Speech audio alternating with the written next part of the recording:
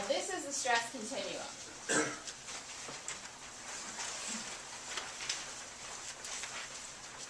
I'm going to get this whole picture up here.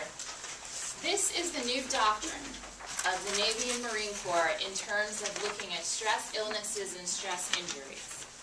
And this is what I say is really important. This is the new language that we're using to describe anyone on this continuum. So the idea with this, I like to walk, so I'm going to change position, get a new view. The idea with this is that most people are in this, this green box here. They're good to go. They're ready to train. They're ready to deploy. They can do anything that's asked of them. And the people that are responsible for getting them that way are the unit leaders.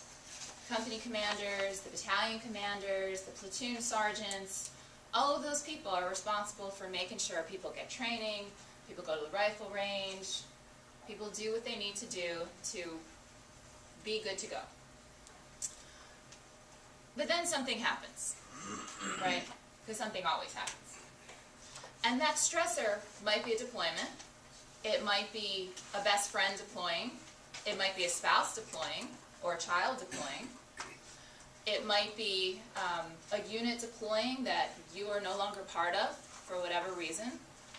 It might be just a really busy time on base because everyone on base and in the community is now supporting these wars, pretty much.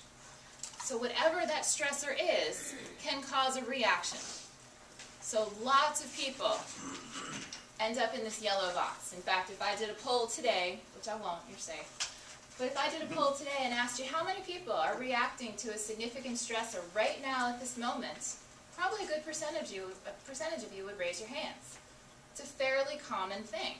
And you get things like irritability, anger, anxiety, worry, physically too pumped up to where you can't sleep or you feel overtired, poor focus, concentration, not having any fun.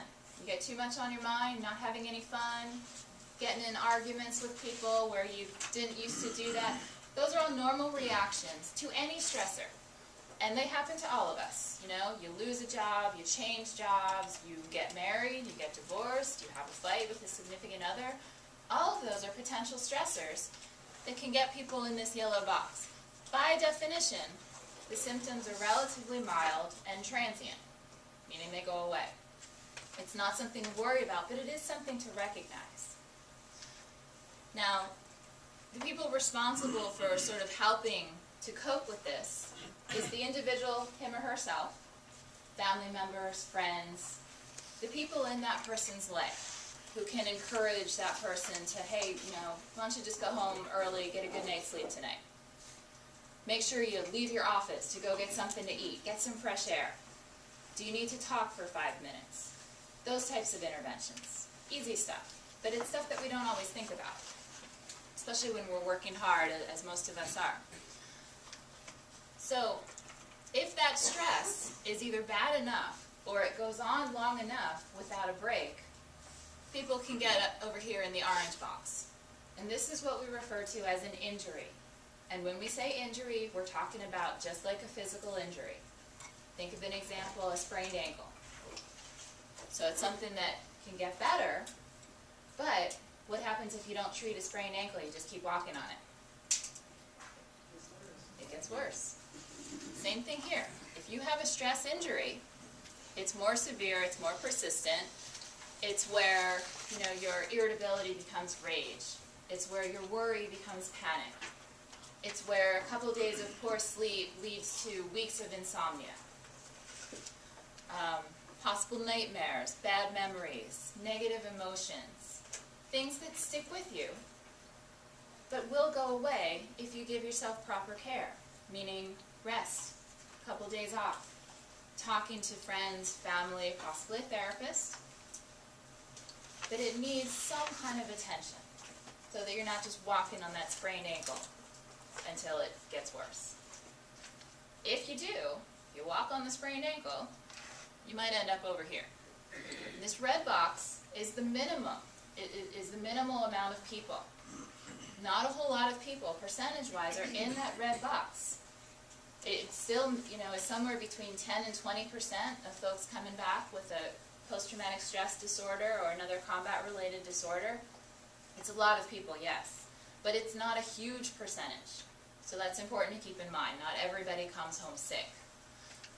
But if you do end up here because you haven't given yourself enough care, or you haven't been able to give yourself enough care, or the stressor was just that bad, and as we know, just watching the news for a day about what's going on in Iraq and Afghanistan, it can be that bad, you may end up with an illness. And these are things like PTSD, also depression, anxiety, substance abuse. Those are all illnesses that can be directly related, they're not always, but can be directly related to combat experience. And of course, once you get here, this is like now your ankle, you've walked on it, you've tried to just sort of pretend it'll get better on its own, it's now broken. You need somebody to give you a cast, give you a wrap, maybe give you some painkillers. At that point, you need some extra care.